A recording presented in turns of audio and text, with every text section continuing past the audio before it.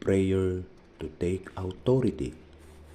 In the name of Jesus, I take authority and I bind all powers and forces in the air, in the ground, in the water, in the underground, in the netherworld, in nature, and in fire.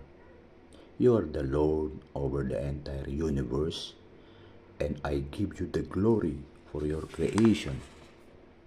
In your name, I bind all demonic forces that had come against us and our family.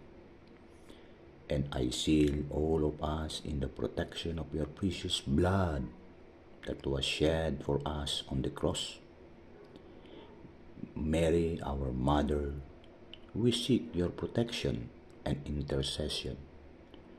With the sacred heart of Jesus, for us and our families, and surround us with your mantle of love to discourage the enemy.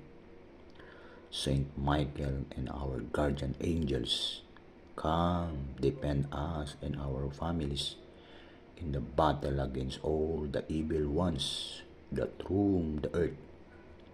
In the name of Jesus, I bind and command all the powers and forces of all evil to depart right now away from us, our homes and our lands. And we thank you, Lord Jesus, for you are a faithful and compassionate God. Amen.